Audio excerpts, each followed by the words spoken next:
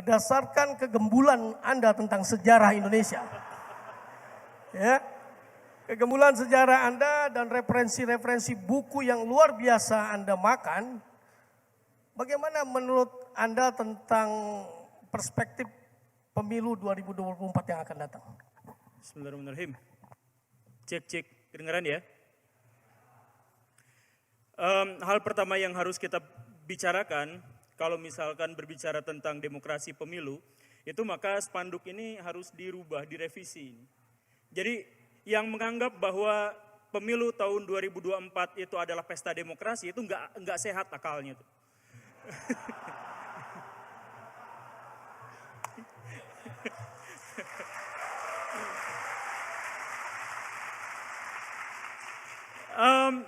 Demokrasi itu seharusnya gak bisa disebut akal sehat dalam konteks ini. Karena apa? Karena sejak awal demokrasi itu dimunculkan oleh orang-orang yang egois dan pengen menang sendiri. Orang-orang yang ingin berkuasa dan ingin mengambil hak orang lain. Itu awal mula sejarah demokrasi itu begitu. Berbeda dengan absolutisme. Absolutisme itu adalah sebuah gagasan atau paham yang muncul gara-gara orang-orang terlalu pengecut dan penakut untuk bisa menciptakan peradaban. Jadi mau absolutisme, mau demokrasi itu sebenarnya sejak awal itu udah bermasalah. Baik secara logika maupun secara moral. Gitu Pak. Jadi saya mau bahas yang tadi sejarahnya atau dari awal demokrasi ini? Jadi gini, kita mulai dulu dari demokrasi yang paling awal gitu ya. Jadi gini, dulu kita berpikirnya dalam opsi yang paling sederhana, opsi binari, opsi A atau B gitu, nggak ada yang lain. Misalkan kita penyederhanaan dulu. Jadi begini, Baraya, teman-teman semua. Di zaman dulu ada sebuah masyarakat yang terlalu egois, terlalu sombong, terlalu menganggap bahwa dirinya itu kuat dan mudah survive dimanapun dia berada. Masyarakat yang seperti itu adalah masyarakat yang sangat-sangat ingin berkuasa. Jadi ketika ada tawaran, siapa yang mau berkuasa? Semua orang dari masyarakat itu atau sebagian besar orang dari masyarakat itu mengangkat tangan. Saya pengen berkuasa karena saya punya visi, saya punya misi, saya punya gagasan, saya bisa menciptakan perubahan. Tetapi orang yang ngacung untuk jadi pemimpin itu terlalu banyak. Karena orang-orangnya jadi terlalu banyak, maka muncullah sebuah sistem di mana semua orang bisa berkuasa. Maka muncullah demokrasi. Jadi demokrasi itu sebenarnya pahamannya adalah setiap orang bisa berkuasa. Dan kalaupun kita benar-benar tidak bisa berkuasa, kita bisa mewakilkan kekuasaan kita. Maka muncullah nanti lembaga legislatif dan lain sebagainya. Nah, orang-orang yang gila, hormat, sangat egois, sangat terlalu kepercayaan dirinya berlebihan sehingga memunculkan demokrasi, inilah orang-orang yang pada masa selanjutnya itu adalah orang-orang yang menjajah. Orang-orang ini saking percaya dirinya, dia menganggap bahwa dirinya itu bahkan bisa mengubah takdir. Takdir itu ada di tangan saya. Karena itulah orang-orang yang dimaksud biasanya ke depannya menjadi ateis.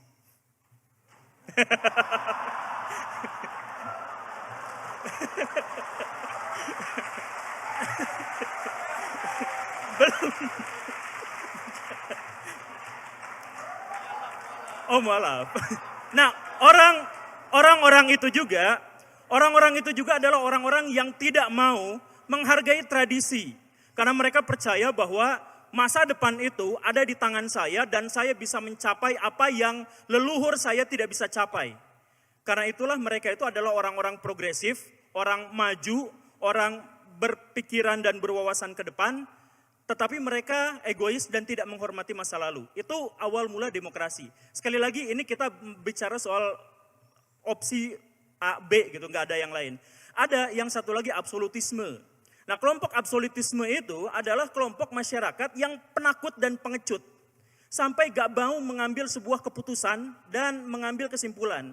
Karena itu setiap mereka mau mengambil kesimpulan dan keputusan, mereka selalu berkumpul bersama-sama. Yuk kita kumpul-kumpul sama-sama bermusyawarah, bergotong royong untuk bisa menghasilkan sebuah keputusan dan kesimpulan. Karena masyarakat yang seperti itu, maka masyarakat itu cenderung kebersamaan, gotong royong. Ketika siapa yang mau jadi pemimpin, gak ada yang mau angkat tangan, semuanya senyap.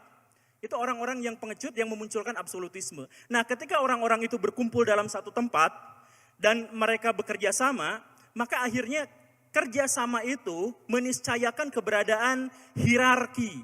Dan hierarki itu meniscayakan keberadaan pemimpin puncaknya.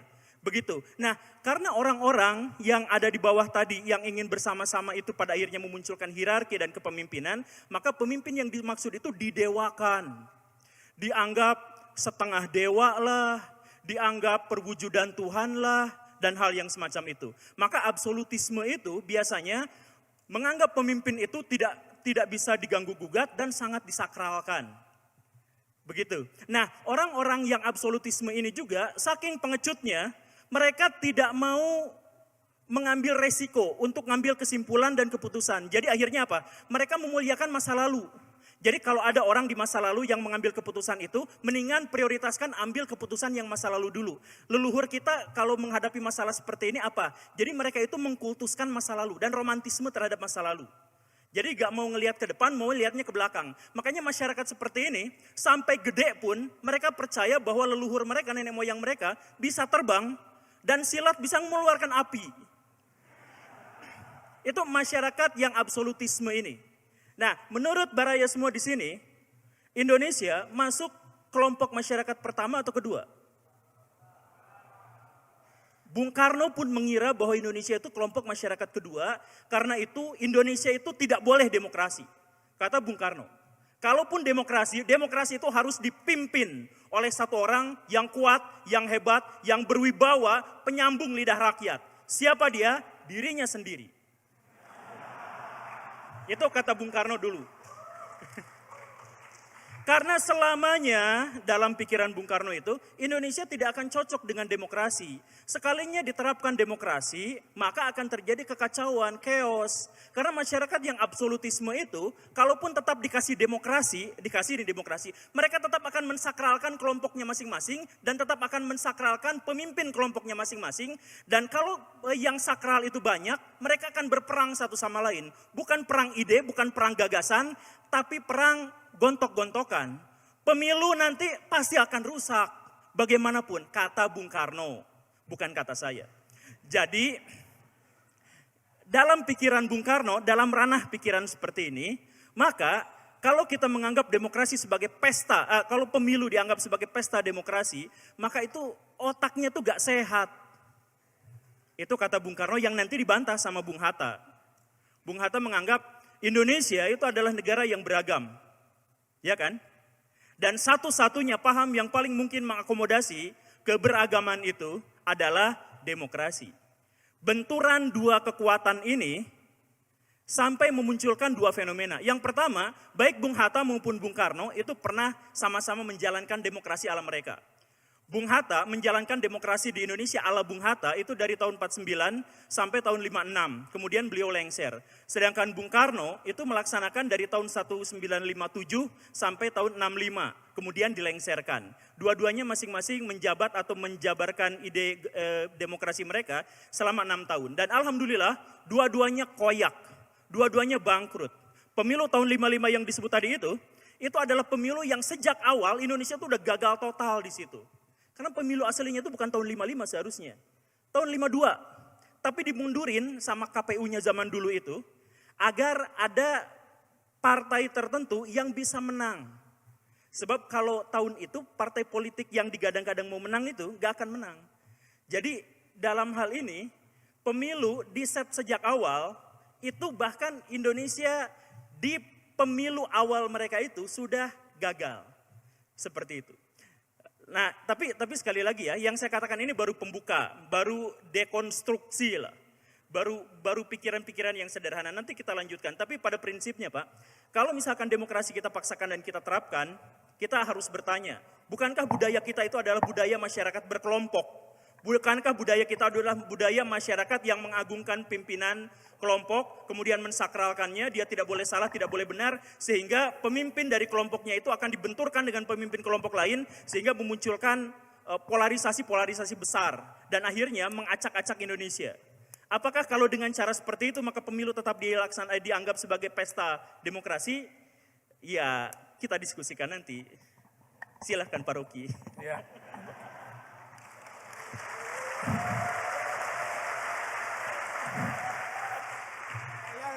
Sayang posisi saya pembicara udah saya debatin nih. Oke, selanjutnya bagaimana pendapat dari seorang jomblo keren Indonesia?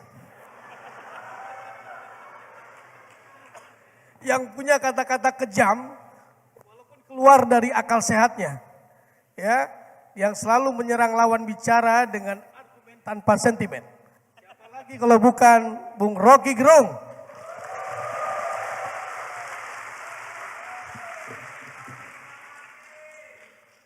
Oke, terima kasih Pak Diki Akmar.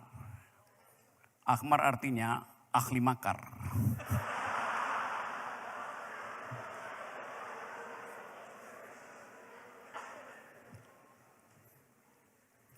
Tapi kita mau makar dengan pikiran, itu poinnya. Itu namanya makar akal sehat. Pakai otak, bukan pakai amplop. Saya emang jomblo. Tapi saya bukan jomblo yang absolutis. Saya jomblo yang demokratis. Artinya masih menerima follower. Oke, ini guru gembul. Yang diterangkan tadi adalah pengetahuan historis. Yang kadangkala gembul apa gembul ya? Guru gembul, gemar ngibul.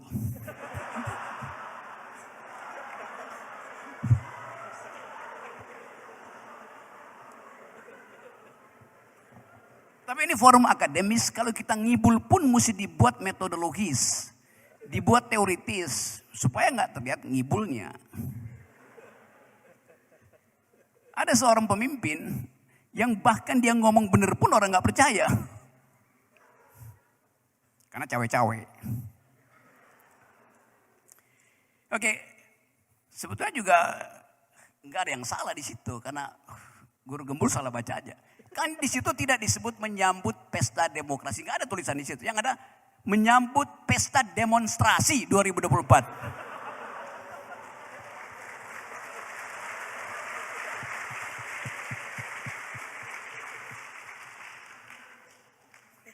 Dia percaya.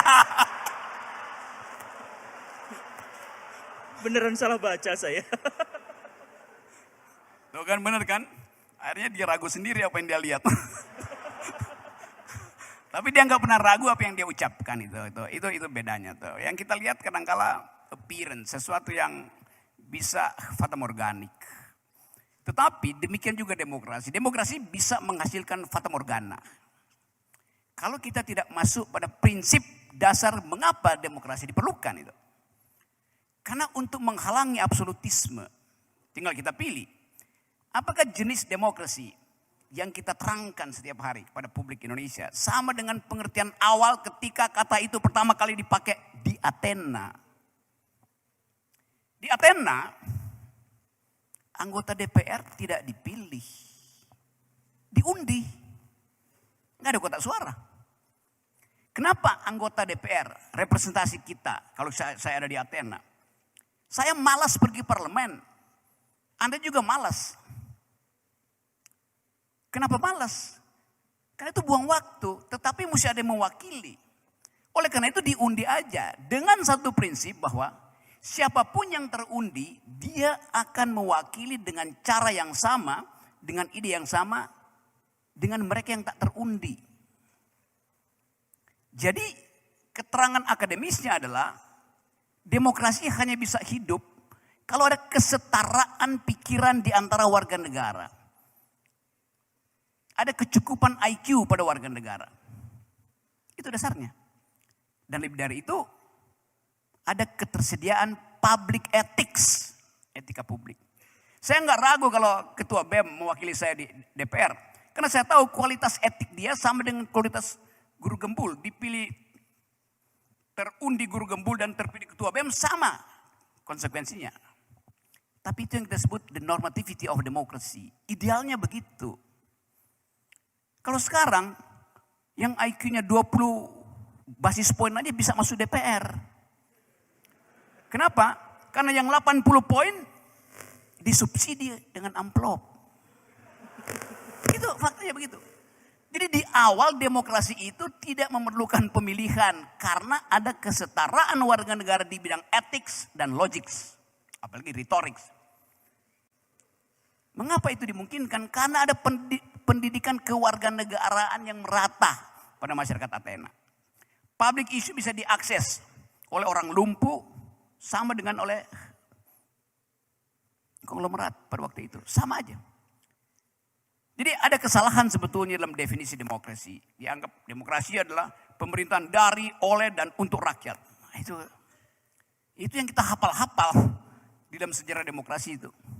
Yang benar adalah demokrasi is the government of reason through the government by the people. Pemerintahan akal melalui pemerintahan orang. Itu yang namanya demokrasi. Memang ada semacam arogansi di situ, tetapi hanya dengan akal kita bisa mengucapkan masa depan. Hanya dengan akal saya bisa membantah lawan politik saya. Hanya dengan argumen saya bisa memperluas sphere of influence saya. Kalau sekarang bagaimana kita lihat, apakah akal diedarkan di dalam pameran demokrasi kita hari ini? Mana akalnya? Kita nggak lihat ada perdebatan akalia, perdebatan tentang nilai, nggak ada. Karena itu kita berkumpul di sini. Kenapa kita berkumpul di sini? Karena kita tidak melihat masa depan. Kalau kita melihat masa depan, kita kumpulin di sini, nggak ada yang mau datang. Anda di sini menunggu masa depan sebagai pemuda. Karena itu ini temanya betul nih, apa namanya tuh, student and politics apa tuh, youth and politics. Kenapa? Karena masa depan itu akan Anda isi nanti itu. Guru gembul sebentar lagi masa depannya tidak gembul lagi karena dia bakal kurus. Karena akan mondar-mandir dari satu forum. Jadi itu intinya tuh. Oke, silakan retweet. Jadi fasilitas yang disediakan di sini yang justru diinisiasi oleh inisiatif Pak Diki yang bukan lagi mahasiswa. Tetapi dia bisa menyamakan persepsinya dengan youth politics. Sekarang saya terangkan apa itu youth politics. Apa gagasannya di seluruh dunia sehingga yang muda itu sekarang menguasai opini publik. Indonesia di dalam riset terakhir, anak muda Indonesia menginginkan pemimpin yang paham tentang geopolitik dan fasih mengucapkan environmental ethics. Kemarin CSIS bikin riset itu. UI bikin riset itu. Teman-teman di Milenial Padang bikin riset itu. Jadi terlihat ada kesebangunan pikiran di kalangan millennials Indonesia atau Z generation. Menginginkan pemimpin yang tadi saya sebut, the government of reason through the government by the people. Pemimpin yang punya otak. Orang yang punya otak, dia mesti fasih ikut dalam percakapan dunia. Grammar global. Yaitu ethics of care, etika kepedulian terhadap lingkungan, dan keinginan untuk menghambat terjadinya eskalasi perang dunia ketiga. Anak muda Prancis, anak muda Jerman sekarang berupaya bikin kampanye jangan bayar pajak karena pajak mereka dipakai untuk perang Ukraina, Rusia. Demikian juga anak muda Amerika sekarang lakukan hal yang sama.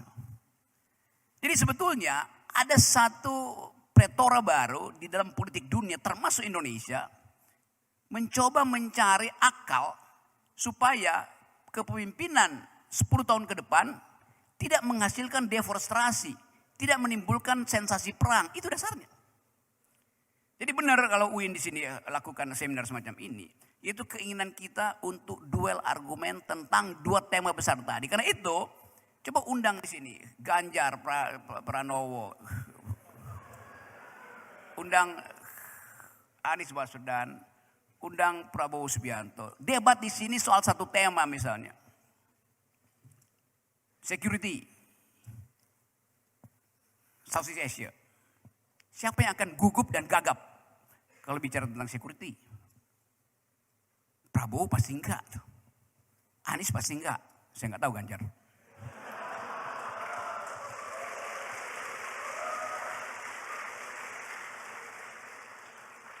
Nggak tahu artinya saya belum pernah dengar. Kan nggak mungkin isu lingkungan dan isu security diajukan lewat TikTok. Nggak bisa. Teman-teman yang belajar tentang global politics di sini punya pertanyaan strategis. Misalnya, Anda presiden yang akan memimpin Indonesia 2003, apa pendapat Anda tentang eskalasi di Taiwan? Apa impactnya kalau Jepang akhirnya diizinkan oleh Amerika naikkan anggaran pertahanannya 2%. Sampai sekarang Jepang nggak boleh naikkan anggaran pertahanan. Yang dipatok setelah Perang Dunia Kedua, bahwa Jepang akan diwaspadai, akan dilindungi oleh Amerika, asal dia jangan naikkan anggaran belanja pertahanannya 1%, lebih dari 1% APBN. Itu perjanjian dari 1945. Sekarang Jepang nuntut, bagaimana mungkin kita nggak naikkan anggaran itu kalau di belakang saya ada Cina yang mengincar Jepang yang dalam 20 menit balistik Cina itu udah nyampe di Tokyo, Okinawa. Jadi Jepang ingin naikkan itu. Kalau diizinkan oleh Amerika misalnya, apa yang terjadi? Dengan GDP yang sangat besar, naikin 1% artinya Jepang langsung berubah menjadi mini superpower. Indonesia misalnya, bandingkan. Dinaikin 20% pun ini tetap negara yang rapuh secara pertahanan. Kan anggaran kita habis, dipakai buat apa? Dipakai buat bangun jalan tol. Konyol. Artinya nggak ada perencanaan kebijakan strategi pertahanan. Habis dipakai jalan tol, nggak dipakai buat bikin jalan pikiran.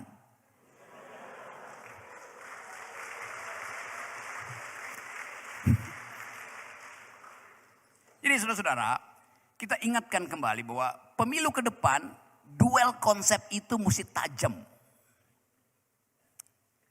Begitu Ganjar tampil di sini bicara tentang etika lingkungan, pasti ada poster di satu, Wadas gimana? Dari ujung sana, Kendeng gimana Kendeng? Pojok sana, IKTP. Jadi ada masalah. Yang lain juga ada masalah. Tetapi burning isu itu yang akan diucapkan, dipromosikan. Nanti saya terangkan lebih lanjut. Buat sementara keterangannya sampai di situ. Sebelum ini jadi peristiwa makar. Oke.